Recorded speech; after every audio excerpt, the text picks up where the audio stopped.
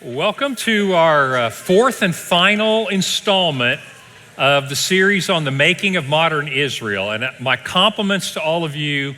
We have crammed a lot of information into a pretty short time, and you've done a really good job absorbing a lot of information. So let me say a prayer for us, and we'll jump right in because we're going to go right up to modern Israel, and hopefully you'll have a few questions tonight. So let's pray. Lord, thank you for your mercy and the grace that you poured out on us.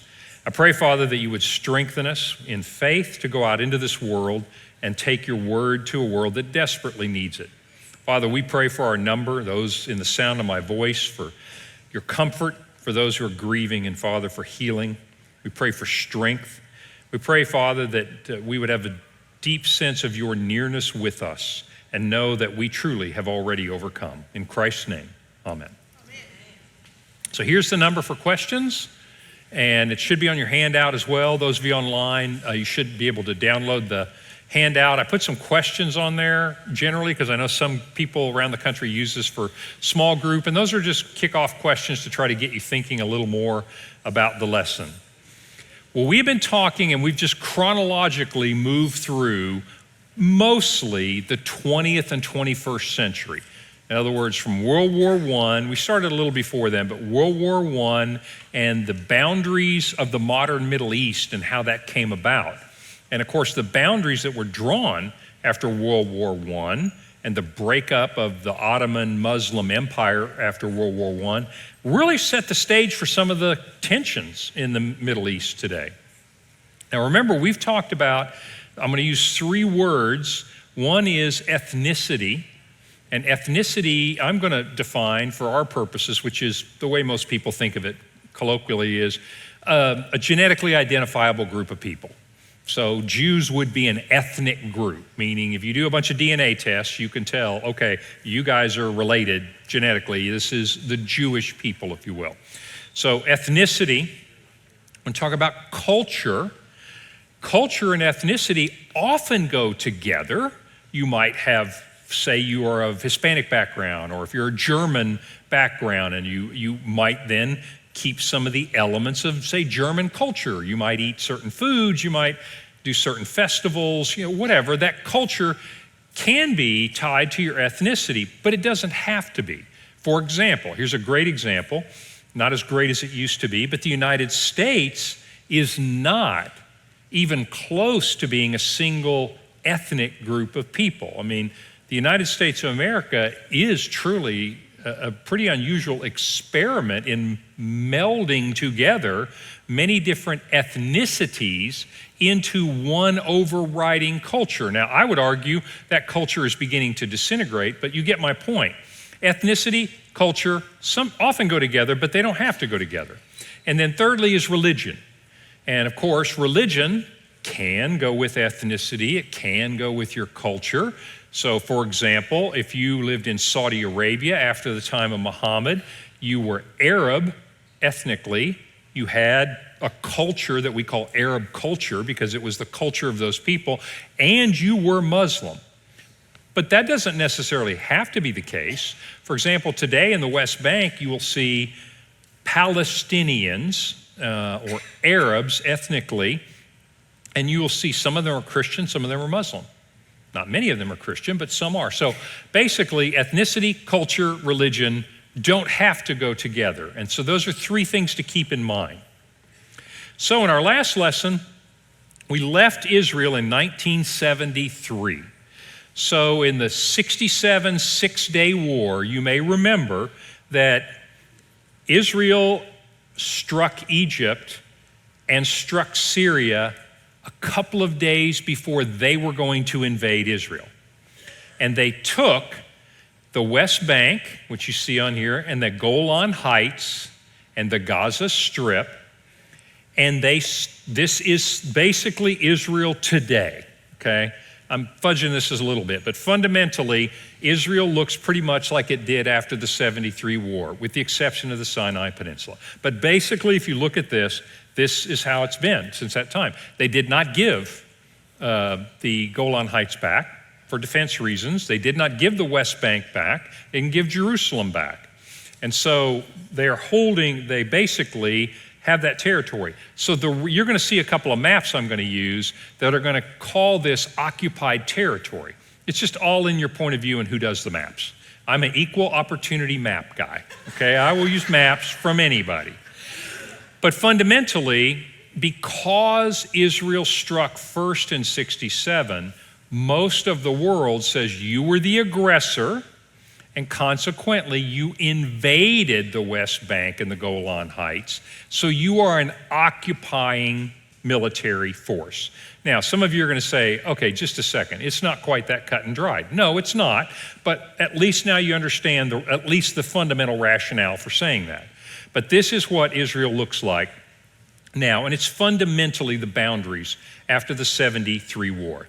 So between 1973 and all the way up until the early 2000s, there's a lot going on, and I'm going to pick a couple of threads that I think will be useful for us. But the thread to follow is going to be the battle between Israel and the PLO, the Palestine Liberation Organization. And it's a complicated situation, but I'm just going to trace a thread and hopefully make a little bit of sense. But basically, the West Bank belonged to Jordan. It was a part of Jordan before Israel took that. Even when Israel conquered that from Jordan, because Jordan attacked in 1973 and Israel ran them out of that area, those people living there continued to be Jordanian citizens and continued to send representatives to the Jordanian parliament, okay? Even though the military, the control of the area was Israeli. So the people that lived in the West Bank come to be known now as Palestinians. So I'm just going to use the word Palestinians right now because it's the one we hear. It's basically the people that lived in the West Bank.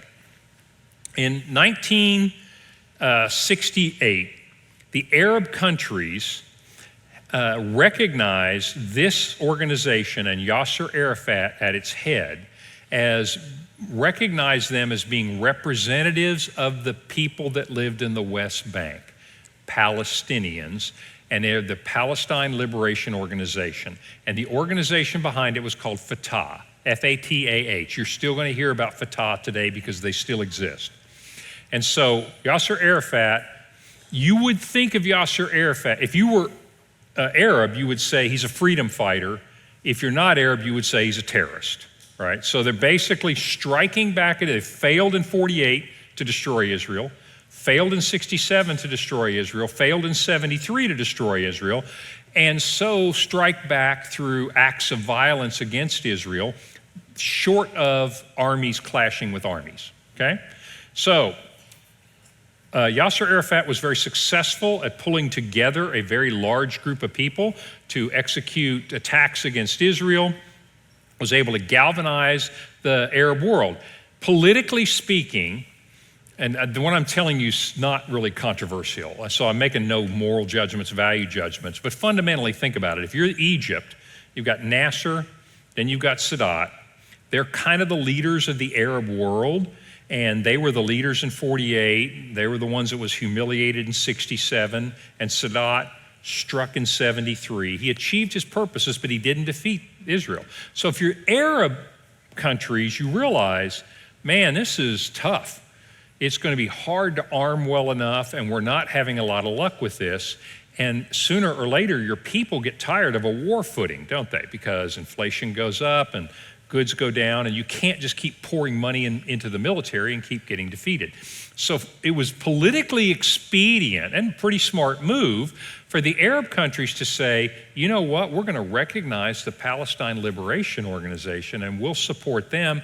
They'll now become the tip of the spear to fight against Israel. And so from this time on, you don't see any more wars. You don't see Egyptian armies and Jordanian armies and Syrian armies invading Israel. No more. What you see is the PLO being funded and armed by various Arab countries, and we're going to let you go liberate Palestine. Does that make sense? Shrewd political move on their part, and that's kind of the history for a while.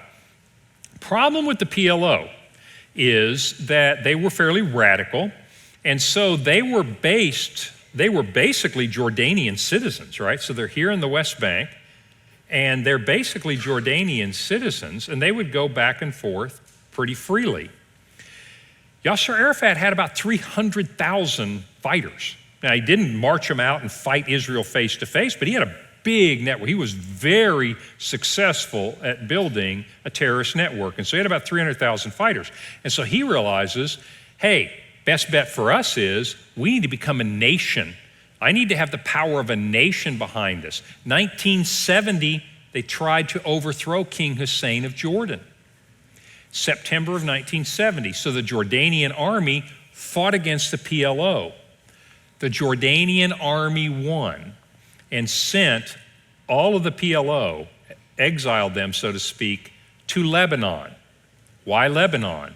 Because Lebanon at that time, just like it is now, was a very unstable nation. Didn't have a strong army, didn't have a strong government. You go in with 300,000 fighters, you're a force to be reckoned with. You might even take that country over. Wouldn't be the first time it had happened. And so, in 1970, they rebelled.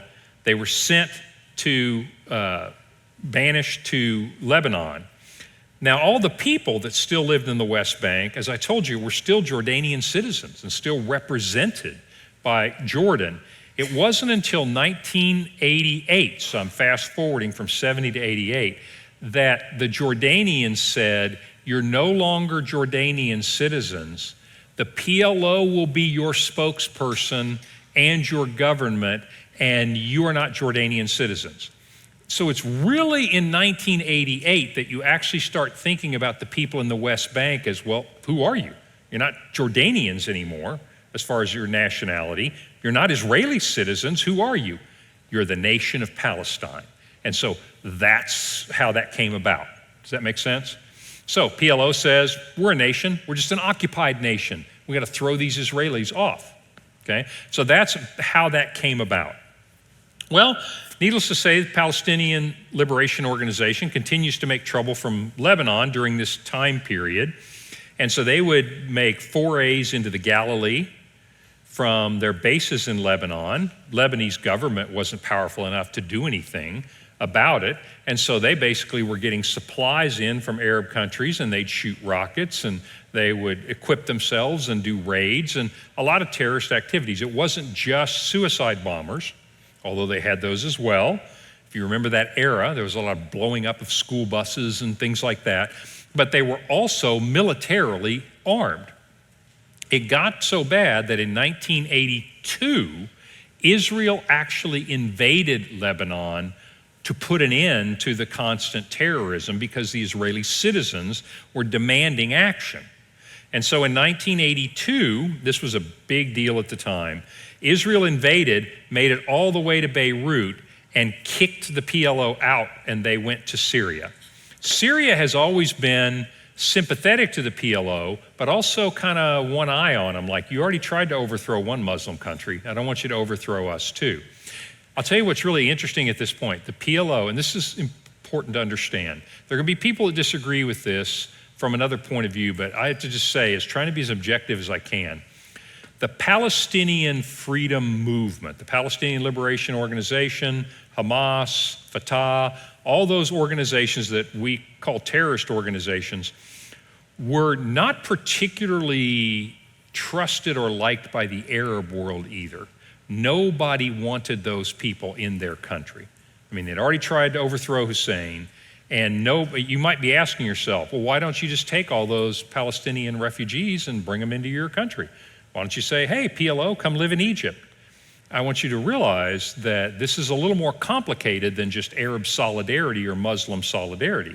The PLO was not trusted even by the Muslim governments. In fact, when Israel invaded Lebanon, not one other Arab country lifted a finger.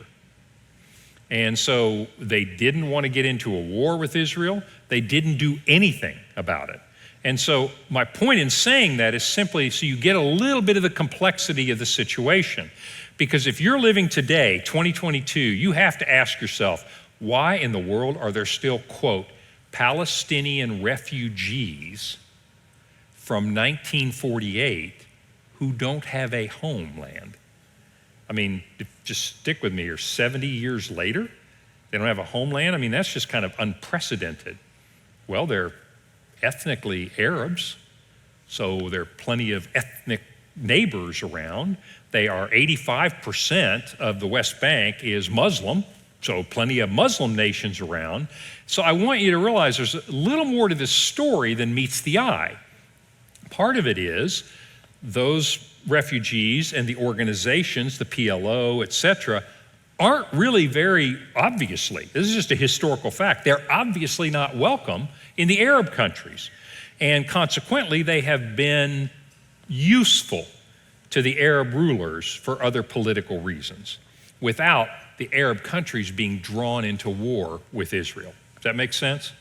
Okay, so a lot of politics happening here, a lot of interest going on. So anyway, in 82, they get kicked out by Israel. Well, in 1993, there's a groundbreaking agreement reached. The PLO and Israel have been fighting and skirmishing, etc., for a long time. In 1993, Clinton, the US president, brokers, if you will, the Oslo Accords. And that's between the Israeli Prime Minister, Yitzhak Rabin, on the left, and of course, Yasser Arafat, who is the spokesperson for the Palestinian people, the head of the PLO, on the right. What happens there? What they basically did was, Arafat realizes we're not achieving our goals here, and so maybe I need to work on building up Palestinians rather than fighting Israelis. He's been fighting Israel for a long time and not winning at this point. I mean, he's causing a lot of pain and trouble, but he's in a tough political situation too. So the PLO recognizes Israel's right to exist. That's huge. And so in return, Israel gave the PLO governmental authority over a great part of the West Bank. And I'm going to show you that because that's still the way it exists today. The Palestinian Authority, which is the government portion of the PLO, if you will, actually governs a great part of the West Bank.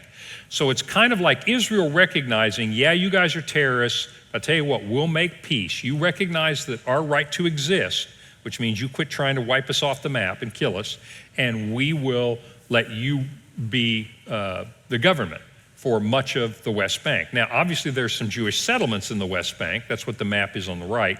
You can kind of see that over time, Jews have settled that because the Jewish people are not monolithic either.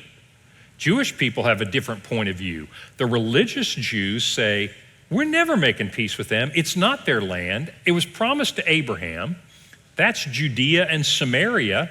We've had that land before they even existed. We had that land 2,600 years before Muhammad was even born. And so they're putting settlements in that area saying, no, I don't care what you do. We're going to go settle this land. It's ours. Well, the government's like, hey, whoa, and, on the one, they've got their politics too, right? They have elections, they're democracy. So they're trying to protect the settlements, but then again, they don't really want a lot of settlements because that's going to increase the terrorism. So you've got a really difficult situation. But they do make peace there. Nevertheless, the PLO continued its violent tactics. This is just a fact. And so it didn't work out the way Israel had hoped because Arafat either was unwilling or was unable to restrain the terrorists in their ranks. And so, finally in 2000, the deal broke down. Didn't last long, did it? But the deal broke down and Arafat declares an intifada. An intifada is an Arabic word. It's not unique to PLO, but it's an uprising. The word literally means to shake off, and it's sort of like, let's rise up and let's throw off the oppressor. Let's get rid of the Jewish rulers of Palestine. And so you see huge acts of terrorism. You see tanks in the street. You see the PLO fighting against Israel. Still, though, no Arab country invades Israel. There's no army versus army kind of war. Now, they're arming the PLO, but it's through a proxy at this point in time. So things have fundamentally changed in a lot of ways, and you'll see how that leads to where we have today. So right in 2000, as he was going out of office, President Clinton made a proposal for a two-state solution. The Israelis agreed. They said, here's what a two-state solution looks like. It says, PLO, this is your country. And Israel, this is your country. And you will both be sovereign nations. You will have to pledge not to attack Israel anymore. We're going to have to find a way to get those settlers out and get them resettled. But he proposes a two-state solution. Israel realizes, yes, this will bring us peace, but Arafat refused. And so that two-state solution failed in 2000. And so the Intifada kicks off, and there's all kinds of violence. And the PLO repudiated their agreement to recognize Israel's right to exist. And that's where we still are, is they consider Israel as not only occupiers of the West Bank, but you don't even have a right to your country, and so it's open season, okay? And so from that time on, you see quite a bit of terrorism. In the meantime, let's talk about Gaza. Let's leave the West Bank there for a minute, and let's talk about Gaza. So what's happening in Gaza? Israel's not doing a lot in Gaza because they basically say, wall this place off, you guys do what you want. We really don't need any headaches here. They turn it over. They turn Gaza over. And it's interesting because when they turn Gaza over to self-rule, Gaza's self-rule, they turned it over to them and said, here, one of the first things they did was destroy the factories and things like that. It's really, it's counterintuitive as to how the Arabs in Gaza really couldn't make a good go of it. But for whatever reason, there's a battle in Gaza to see who is going to rule in Gaza. Well, one option is Fatah, right? The Palestinian Liberation Organization. That's a terrorist group of people. They say, great, we'll run Gaza. But there's another terrorist organization called Hamas. And Hamas and Fatah have a battle in Gaza over who's going to rule Gaza. And Hamas won. That battle, that happened in 2007. And so since 2007, Hamas rules Gaza.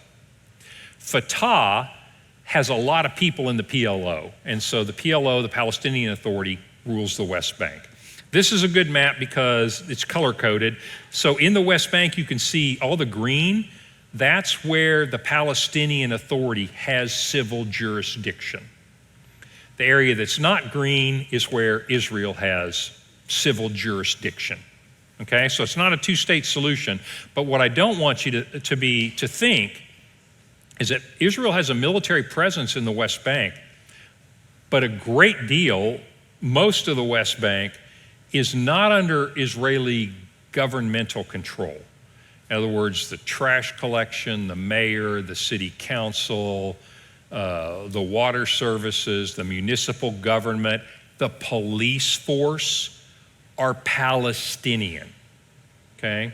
There are actually 3 zones, but a great deal of it in the major cities are Palestinian. So for example, when you go into Bethlehem, you will see that, first, I think I told you this, Israeli citizens are not permitted to go into Bethlehem because Israel says, you just went into a Palestinian-controlled area, whatever happens to you, and we are not coming to get you. And consequently, we don't need any problems, and so it's against the law for them to go there. So when you go in, what you see is, it's a Palestinian town. I mean, I don't know who the mayor is, but it's Palestinian.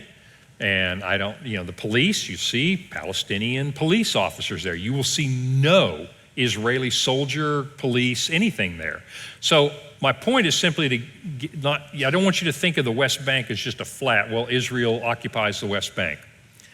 Well, in some sense, but really most of it is under the rule of the Palestinians, okay? So you don't have a two-state solution, but you do have some self-rule there. So Gaza is under Hamas, West Bank, Palestinian Authority. That make sense? That's the way it is today, and that's kind of how it got there. There was a lot of infighting in the Arab world to see who's going to run these areas. Question? Did you say that Israel blew up the factories before they gave Gaza away? A good point. No. Israel left the factories. Hamas blew them up when they got the Gaza. Israel did not blow up the factories there. Greenhouses, that kind of stuff. So let's look at the West Bank, and I would like to just remind you about the Zone A, Zone B, and Zone C. So if you go there today, what you're going to see is any place in the West Bank is one of three zones. So Zone A is completely Palestinian, and so that's all this yellow in here. So Bethlehem obviously is in there, Nablus. I mean, you'll see all the big areas here that is Palestinian controlled, meaning the police, everything. You don't even know you're in Israel. And in fact, your taxes are not paid to Israel. The taxes are paid to the Palestinian Authority. It's like its own nation, if you will. Then Zone B is Palestinian civil government and Israeli military control. Israeli does the police.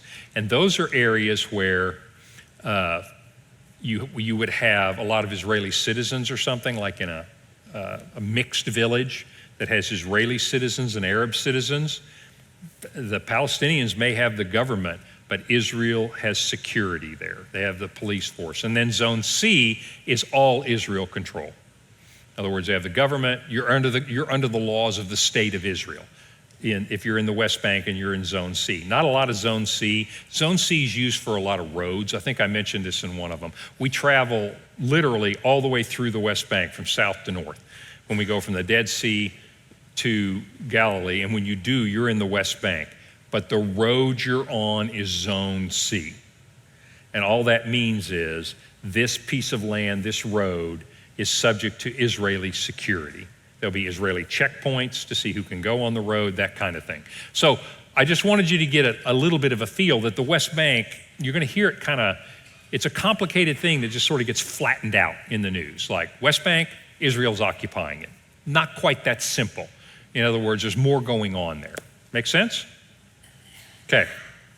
So let's end that part with a little bit of demographics. I thought you'd probably like to know. I'll try to write this on here. So Israel. So now I'm not talking about the West Bank, and I'm not talking about the Golan Heights. Israel itself has about 9 million people. This is going to surprise you. 21% are Arabs, and 74% are Jewish. Now I'm talking about ethnicity here, okay?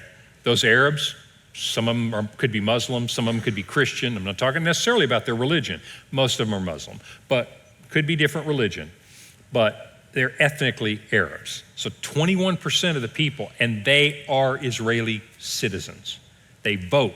Israeli parliament has 120 members. 3 of them are Arabs, who, by the way, don't want Israel to exist. But they have seats in parliament. And so they get all the social security, everything. In other words, they vote in the elections. So I just want to give you a well-rounded view. 21% of the citizens in Israel are Arab. West Bank, 3 million people in the West Bank. 72% are Arab. And because of the settlements, this will surprise you that it's as high as it is, 28% are Jewish. Okay? So almost all Arab. I mean, flipped. The numbers are flipped. None of these 3 million are citizens of Israel, vote in Israel elections. Most of those people are, quote, Palestinians, meaning they live in the Palestinian Authority. They elect their own mayors or appoint their mayors. They can do whatever they want, run their government however they want to. Okay? Gaza Strip, this will explain to you. Look at the difference in size, but look at these numbers. The Gaza Strip has 2 million people. And of those people, 99% plus are Arab. Very different situation. Very different makeup, very different temperature there. And so they are ruled not by the Palestinian Authority, they're ruled by Hamas. And so the West Bank and Gaza are not the same thing at all. You notice that Egypt, a few years ago, you may have noticed this in the news, used to be that Hamas was tunneling into Egypt, and they would be bringing in supplies that way. They bring in munitions, etc., and Egypt cut that off. Egypt blocked those up. And so what I want you to understand is that in the Middle East today, does Egypt love Israel? No, they have a peace treaty, but they also don't love the Islamic terrorists.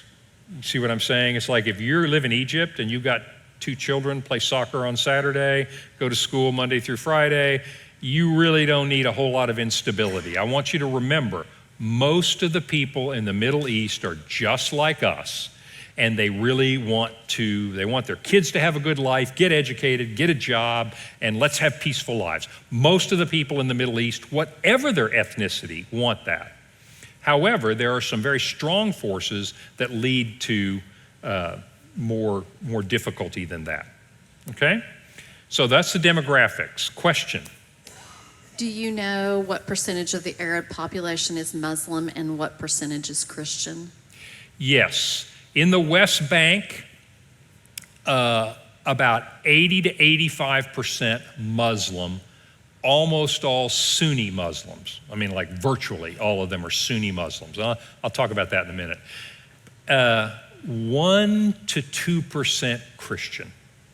So there are Palestinian Arabs who are Christians, about 1 to 2%. Here's an anecdote. When we were going to Bethlehem 10 years ago, I don't know how long we've been going, but when we go to Bethlehem, about 30% of the population of Bethlehem was Christian. And by the way, almost all of them were Greek Orthodox. And so they're Greek. And today when we go in to see the Church of the Nativity in Bethlehem, and we get a Palestinian Christian guide to go in with us, and he's Greek Orthodox.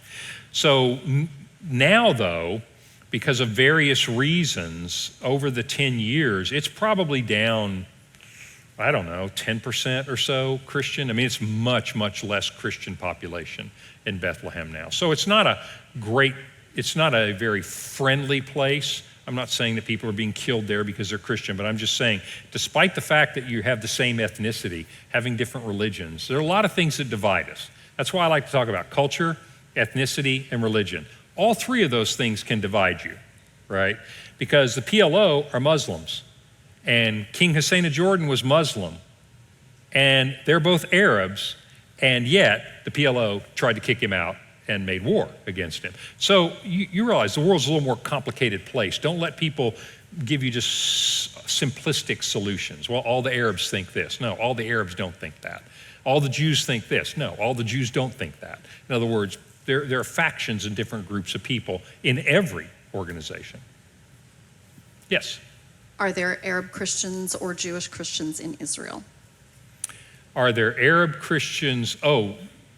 Yes. So in Israel itself, of that 9 million or 9.5 million people in Israel, are there Arabs there? 21% of the people there are ethnically Arabs.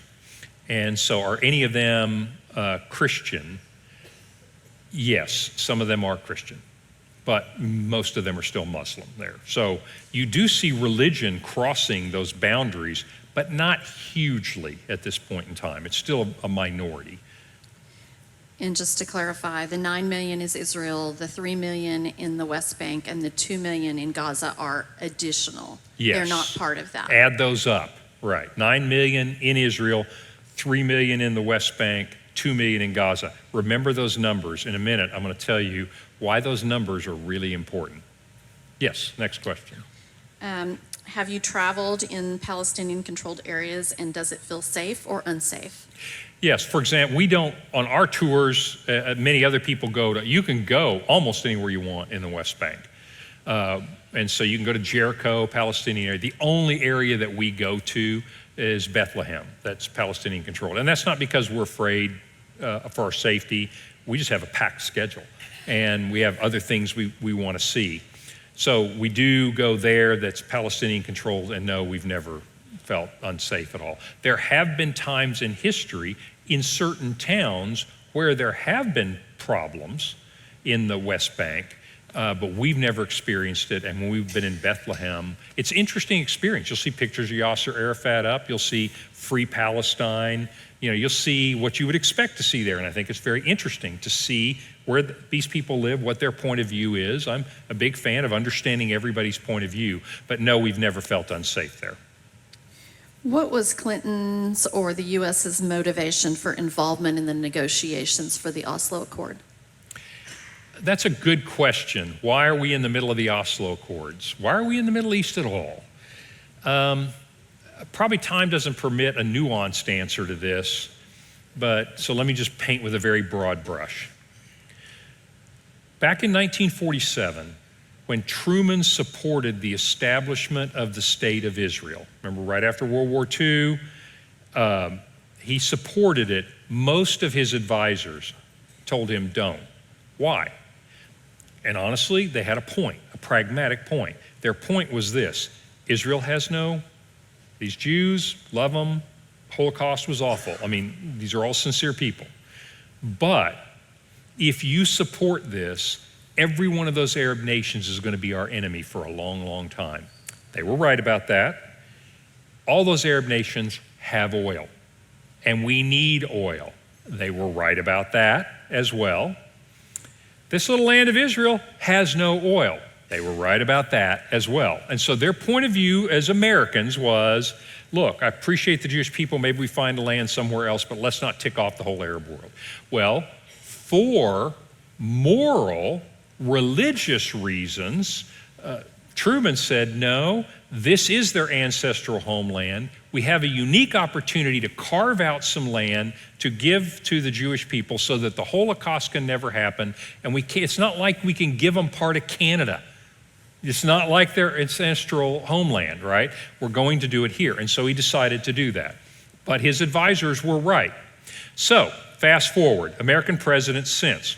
I'll just be generous and say I believe that there is a sense of loyalty with Israel. Some presidents have felt that way because of religion.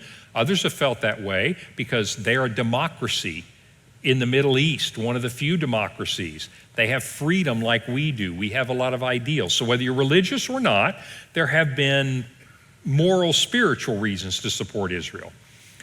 There also have been reasons in the superpower battle to support Israel, because Russians, up until the time of Nixon, were arming all the Arab countries, so needless to say, we had to stop the spread of communism, and we did that. Why do we want peace? It's expensive. The Arabs are still mad at us. Do you remember oil shortages during the 70s when the Arabs said, hey, you know what? We can fight back. We can't fight back with our armies. We can fight back by not pumping any oil. Oh, wait, deja vu. That's happening now, isn't it? But my point is, they realized that oil was a weapon and began to use it. So there are many reasons. One of them is we really like to have allies in the Arab world. Another would be, Israel's a free country, we need to support them, but peace is in everybody's best interest. So I think that's why virtually all presidents, some have done a little bit, some have done a lot, everybody would like to settle the Middle East question. Okay, you can choose to answer. Why did Arafat not accept the two-state solution, and still they have not accepted the two-state solution? If the PLO goes back on the Oslo Agreement, how are Palestine and Israel coexisting in the West Bank? Yes. Okay, so several questions there. One, I'll just tell you, I'm not a fan of Yasser Arafat for several reasons. Now, to be fair, he accomplished a number of significant things. I mean, it was not trivial for him to build the organization he built, but fundamentally, here would be, I'm going to give you an opinion now. My judgment on Yasser Arafat is he fundamentally failed to move his people forward. They still don't have a state. They still don't have the economic prosperity that they want. And we're 50 years later, and he had an opportunity to do it and didn't take it. I understand, once you read, we're leaving a lot of stuff out, but if you'll read the commentaries and the memoirs of the time, Sadat wrote memoir, all these people are writing memoirs. When you read that, you'll realize it's a very complicated situation. So even with fairness to the complicated situation, at the end of the day, he failed to really achieve anything, in my view, significant for his people. Second question is, how do they coexist today? Well, quote, they're a conquered people in the sense that Israel militarily controls it. If you're Palestinian Authority, you can't go get tanks legally. You can't go get rocket launchers legally. You'd have to be a terrorist and smuggle them in. So on the one hand, they get along because they can't fight. But it's a little more complicated than that. Actually, there are hundreds of thousands of people that live in the West Bank that travel every day into Israel for jobs, good jobs. And whenever there's violence, they shut that down. And that means people don't get paid. And so Israel's thought is, let's merge economically. Because remember, most of the people in the West Bank just want a good life for them and their children. Now, they may hate Israel, but at the end of the day, I really don't want to sacrifice my children for that. Let's find a way to make this work out. So there are a lot of grievances there, but the momentum of the people is to find a way to coexist. One of the ways is Israel saying, Palestinian Authority, you guys can have self-rule over a lot of this territory. I have several questions about the economies, and so you can answer this for Gaza and for the West Bank, because I believe they're different. But the Israelis are known for technological innovation, agriculture, medical fields, computers, and that's what drives the economy in Israel with tourism. So what drives the economy in the West Bank and Gaza? Is it the same or is it different? It is different, very different. They are not as affluent areas. Now, on one side, and there's some truth in all of this. Like I told you, nobody's got completely clean hands in this deal. You know, there's a lot going on here. But if you're on the Palestinian side, you'd say, we are an oppressed people economically because a lot of the money that comes to us goes through Israel. And there have been times when Israel's withheld that money. And so they would argue, Israel's keeping us down. Now, Israel's smart enough to realize, I don't want all these people to be poor. The more affluent they are, the less interested they are in becoming terrorists, right? So there's a balance there, but if you're a Palestinian, you would say Israel is holding us back.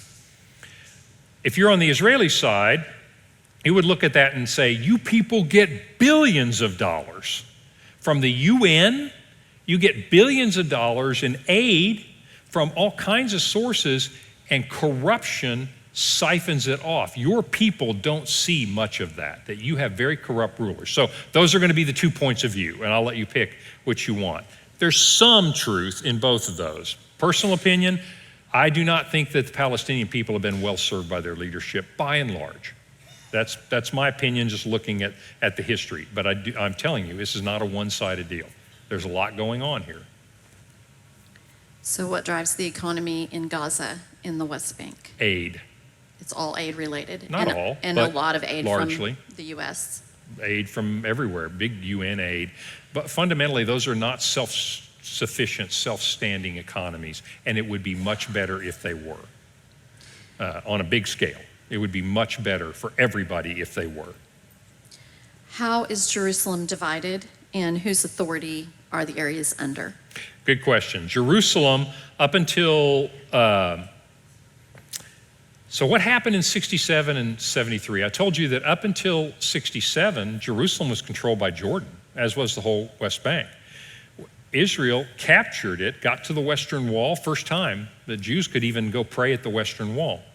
1973, when you see the borders as they are today, Israel conquered all of Jerusalem. I think they made a very, very wise decision. So Jerusalem is Israel. Israel controls Jerusalem, it's Israeli government, etc. But the old city of Jerusalem has 4 quarters. There's an Arab quarter, Jewish quarter, Armenian quarter, Christian quarter. But there is an Arab quarter. There are a lot of Arabs that live in Jerusalem, and Israel doesn't kick them out. The Temple Mount, this is the big thing, and it's probably one of the smartest things Israel ever did, is on the Temple Mount. That's a very holy place for the Jews because the temple used to be there. The mount itself, Herod built, but there used to be a temple there. Well, now there's a mosque there. In fact, there are 2 mosques there. And so, what Israel did in 73 is when they took it over, they didn't say, all you Jews, just come on up to the Temple Mount and pray and let's trash the mosques. Nobody in the Jewish government wanted World War III. And so what they did was they said, look, we won't go to the Temple Mount, and you have 2 mosques up there, you control the Temple Mount. And so there's a little organization called the Waqf, W-A-Q-F, until very recently run by the Jordanians, and that little group controls the Temple Mount. In other words, Muslims go into the Temple Mount through Israeli security checkpoints. You know, it's not like you're allowed to take guns and stuff in there, but they go in there and they can go anytime they want to pray at the mosque. Friday, tens of thousands. In fact, if tourists, you can't go there on Friday because there's so many Muslims praying on Friday there. So the Temple Mount is not Israeli. Now, there's no security. The only armed people up there are Israeli guards up there. Why are they there? They're actually not there because of the Palestinians. They're there because of the tourists and the Jews.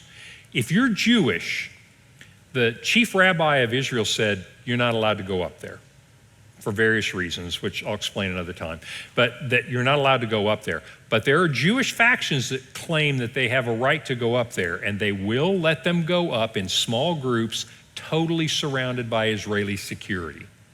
Why is the security there? Somewhat to protect them from the Muslims on the mount, but mostly to make sure they don't start World War III by kneeling down and praying or something. It's forbidden for them to do it. So the respect for the holy places for the Muslims, what Israel has done is the Temple Mount is controlled by the Muslims, not by the Jews. And Jews don't go up there to pray. In fact, when we go up as Christians, you can't take a Bible, you can't pray, you can't do that because that's a Muslim area.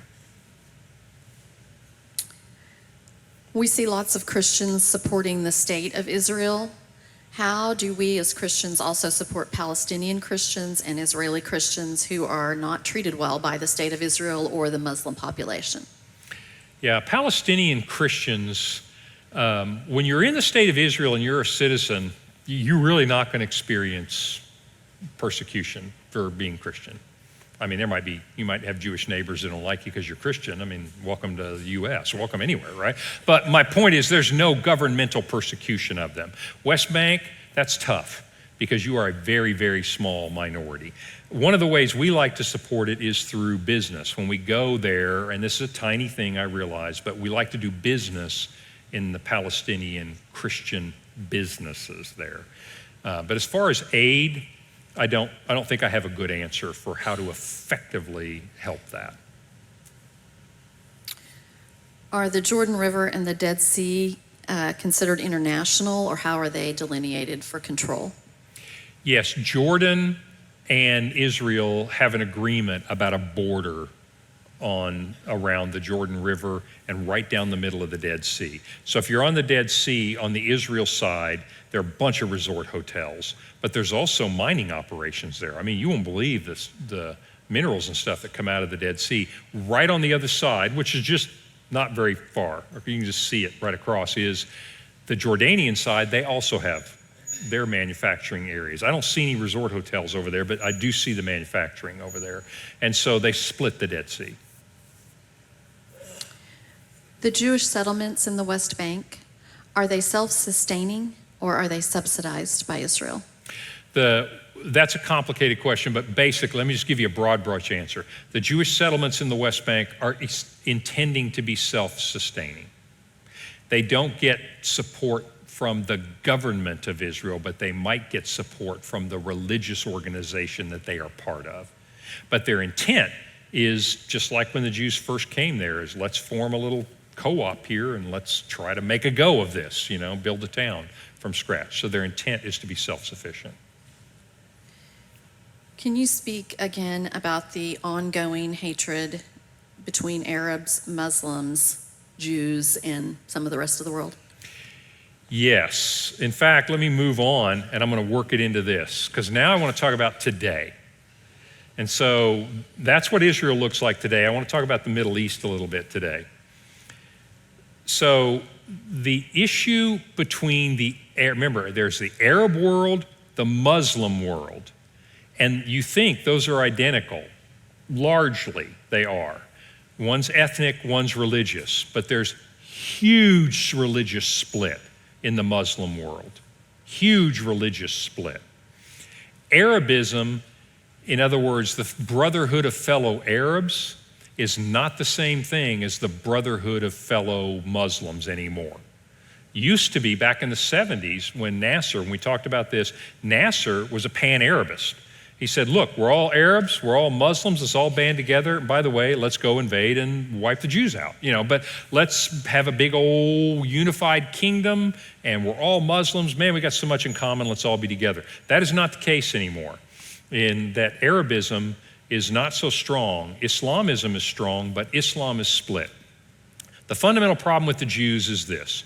Religiously, Muslims of all stripes feel like that land, the land of Palestine, the land of Canaan, the land of Israel, should be theirs because Ishmael, from whom Muhammad is descended, was the older son of Abraham. So they believe that they have a religious right to it. As far as the land itself, in 1947, from their point of view, the UN came in and carved out a little piece of land and said the Jews can come back here. It's like, what do you guys think you're doing? We didn't agree with that. They didn't agree with that, and they invaded the next day, right?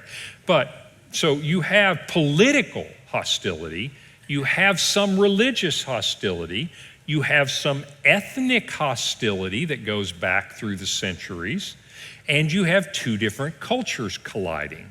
Now add to that every nasty thing they've ever done to each other, and it just keeps adding up. So there are a lot of reasons for that. But I want to talk about why things are changing. So Iran is a different flavor of Islam than all of these other countries down here, than Jordan, than Egypt over here, than Saudi Arabia. The Iran are, and I'm not going to go into detail, I've done other series on this, but they are Shiite Muslims. These other countries are Sunni Muslims. What's the difference? I'll give you the short version. There's an awful lot of history. This split happened really early. Muhammad lived from 570 AD to 632 AD. This split happened within the first three successors. And so they split bad blood. I mean, they really don't like each other, historically speaking, and have had a lot of battles with each other. They probably both hate the Jews more, but they really don't like each other. But here's the difference that you need to know about.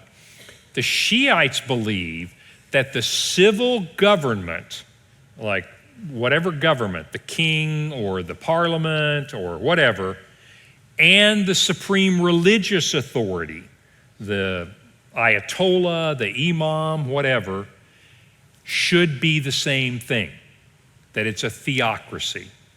So it would be like in Italy if the Pope not only was in charge of the Catholic Church, the Pope was also the president. Does that make sense? You merge the two. Sunnis never have thought that. Sunni Muslims think the Muslim brotherhood is under the control of the imams and ayatollahs and the various clerics, but the civil government, while it might be a Muslim nation, is not a theocracy. In other words, it's going to be a parliament or like Jordan, hereditary kingdom. And so King Hussein is not a religious cleric, but he is the king of Jordan. And his people are Muslims and he's a Muslim. But he runs the government, they run the church. Does that make sense? That distinction is huge. And for every bit of 1,300 years, Shiites and Sunnis. Well, here's the problem. In the Arab world and in the Muslim world, Iran is on the ascendance. Iran has a vision to unite all of the Arabs together under a Muslim government, okay? Under Ayatollah Khamenei. And they don't mind invading people to do it. And so they control Iraq, which used to be Sunni. They control Syria now. They control Lebanon, which is complicated. They're not all Muslims. But the point I want to make is, look what Iran is doing. They're expanding into an empire, and their empire is the flavor that is religious. It's a theocracy. They have no hesitation whatsoever If they could, they would get all these other Muslim nations to say, come on, brothers, join us, and the Ayatollah will be over everybody. Needless to say, the rulers of Egypt and Saudi Arabia and Oman and all those places are like, no, thank you, that's not my version of Islam. And so, who's about to get a nuclear weapon? Oh, yes, Iran. And so my point is, the Arab nations, those other Muslim nations, are as worried about Iran, frankly, as they are about the Jews. They know the Jews aren't going to attack them. They don't know what Iran's going to do. In fact, the track record says maybe so. So, Iran has, look at the swath of control. Syria, Lebanon, Iraq. I mean, Iran and Iraq were fighting a war before we ever got involved. And then, of course, we go in to take down Saddam, who had invaded one of his Muslim neighbors, right, Kuwait. And we go in, take that down. At the end of the day, I just got to call it the way I see it, basically ended up handing that thing to Iran. When we left, it was unstable, and Iran basically controls Iraq now. So Iran's doing pretty good in the region. Well, that makes Saudi Arabia nervous. That makes a lot of these places nervous. I thought you would enjoy this map to see where is the Iranian aligned Muslim countries. And so you see Yemen. By the way, when you hear in the news that the Yemenis are fighting against the Saudis, this makes sense, doesn't it? They are allied with Iran, Iraq, Syria, Lebanon. Egypt, Saudi Arabia, etc., are not allied with them, and they are very concerned about Iran's growing power. That's an opportunity for us. That's how the Abraham Accords came about, is the approach to some of those other Arab countries, other Muslim countries, to say, actually, I know you guys don't like America all that well. We got that bad blood, with the Israelis and all that stuff, but hey, let's let bygones be bygones. Today, your big problem is Iran. We're here. We'd like to be buddies. And that's where the Abraham Accords come from, is that kind of reasoning. And I'll show you that in a second. But it gets worse, because you also have Russia. Russia and China are on the move. And China has designs on the South China Sea. China and Russia have completely different ideas. I mean, they're not all the same. Russia is trying to rebuild an empire. China, not so much, but very expansionist, very, very much hostile to the United States. So China's expanding down here into the South China Sea. Russia's going that way. They're going to run up against NATO, and they thought, well, NATO's in the way, but you know what? Why don't I ally with these Iranians? I'll help them take over Syria. There are Russian troops in all those places in the Middle East right now. Russian troops in Syria. I mean, if you've been reading the news, you realize this. Why did they get there? Hey, let's all go after ISIS. I know, I'm Russia. I'll send troops. I'll help you. Oh, by the way, we're not leaving. And so you end up getting this kind of expansion, right? And so when you look at it, you get this alliance between Iran, an alliance of convenience. Iran's got one mission, Russia's got another one, China's got another one, but actually their cooperation benefits them. This is the political problem for the United States today. And then finally, I want to talk about the relationship between Israel and the Arab countries, and this brings us right up to 2020. So Egypt, under Sadat, remember in 1973, he invaded Israel and stopped. And he wanted to restore Arab pride so he could make peace. Very visionary leader, did great things for his people, and was assassinated because of it. But in 1979, Egypt made a peace treaty with Israel. Well, Jordan had long wanted to make peace with Israel. They realized, look, we're not going to overrun these guys. We had 3 runs at it. Let's just make peace. I'm here to make a good life for my people. I can live with the Israelis being here. They're not attacking us. Let's make peace with them. And so Jordan also makes peace. They just couldn't be the first nation to make peace. The Abraham Accords, the United States goes into Bahrain and UAE and says, Iran is awfully close to you guys, and Iran is not the nice guy in the Middle East. Why don't you also make an alliance with Israel? And that's what the Abraham Accords were. So they normalized relationships. And then shortly after that, the Sudan and Morocco, 2 other Arab Muslim nations, normalized relationships with Israel. So you can see the landscape here. You've got Russia, China, you've got Iran. And so from the United States' point of view in the Middle East, and from Israel's point of view, is the idea that, well, we have a commonality of interest. We have a common foe, if you will. That's the Egypt's concern and Saudi Arabia's concern and the UAE's concern and Qatar's concern and Bahrain's concern. We all have a similar concern. Let's put aside old grievances and work together. That's what the Abraham Accords were. That make sense? This brings you up to where we are today. I'm just going to leave it as a homework assignment for you to figure out where we need to go tomorrow, okay? I feel like that's fair. I brought you up to here. You can solve the problem from here. Consider that a homework assignment. Questions? I think we have time for a couple of questions. Where does Afghanistan fit into the Muslim political alliance? Afghanistan is a mess. I mean, I don't mean that like Afghani people are bad people or anything, but it's like Lebanon. It has not had a stable government in a long time. And consequently, you can get these large terrorist organizations that have huge freedom of action. And so Afghanistan is allied oftentimes politically with Iran. Iran is funding them, even though they may not be quite the same flavor of Islam, because Afghanis have some, even amongst the Sunnis, there are some very radical people. If you think about Al-Qaeda's Sunni.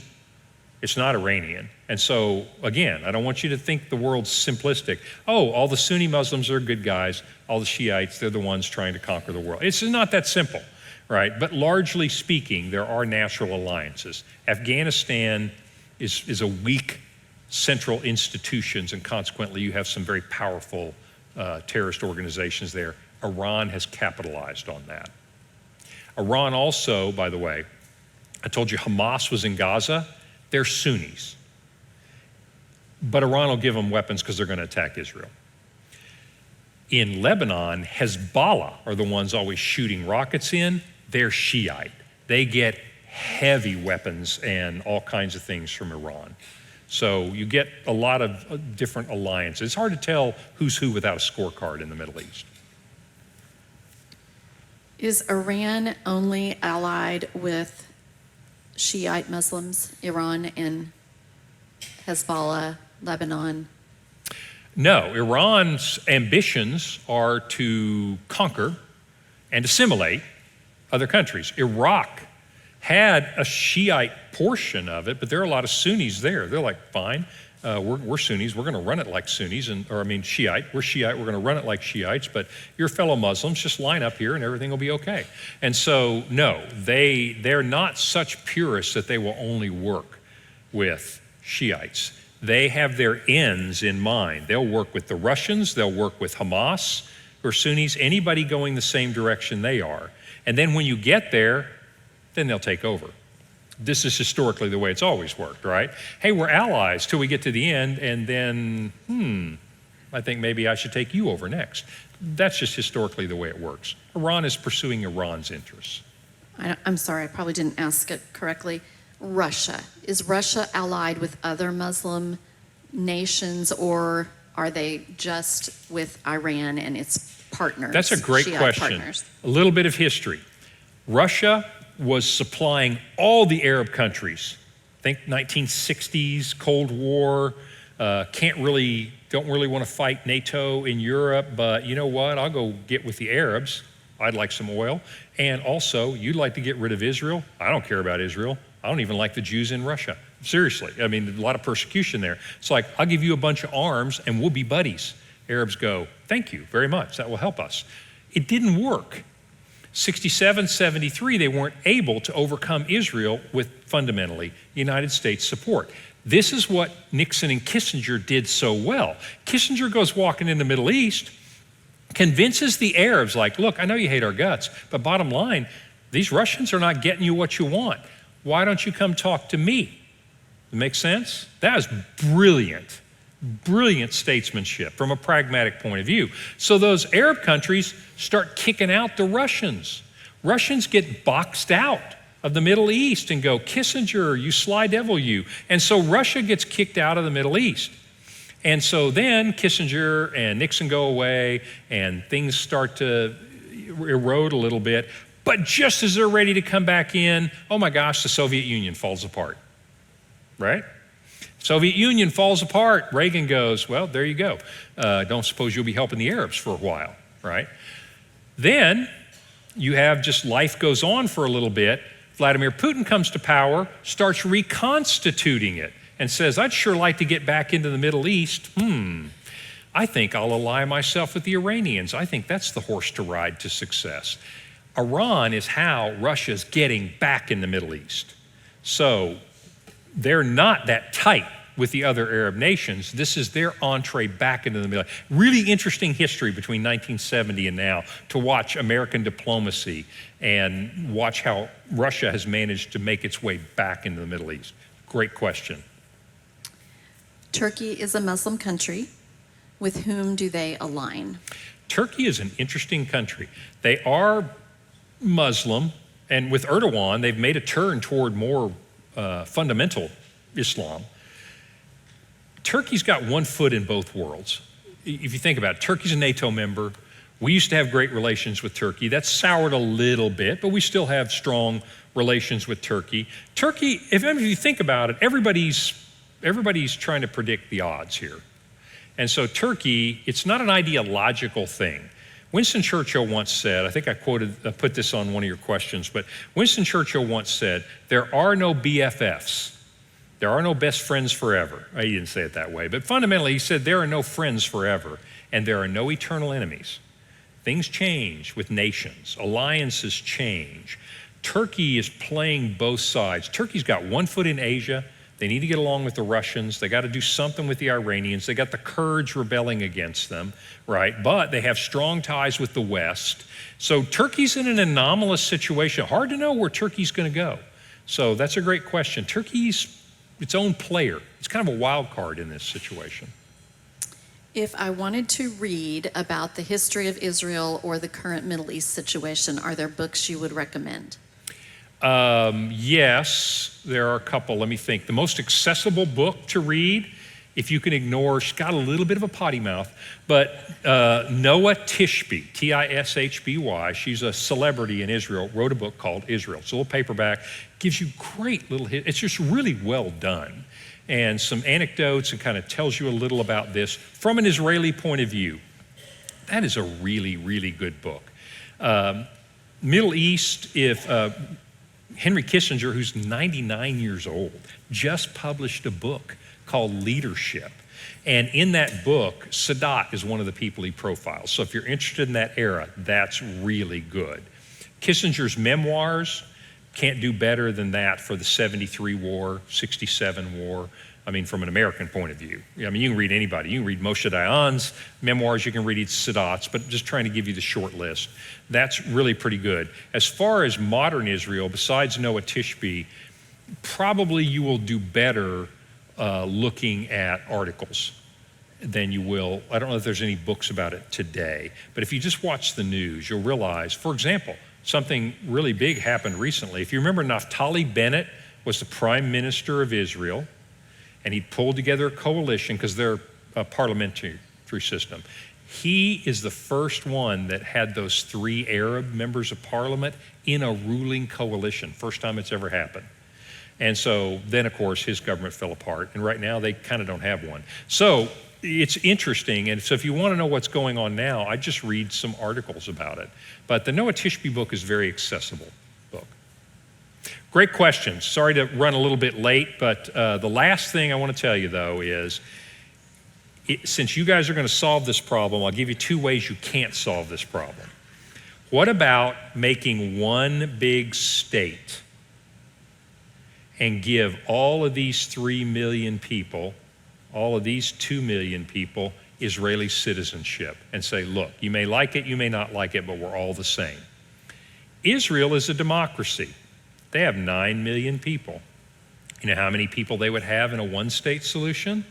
14 million. You know how many of them would vote to abolish Israel? 5 million, day one.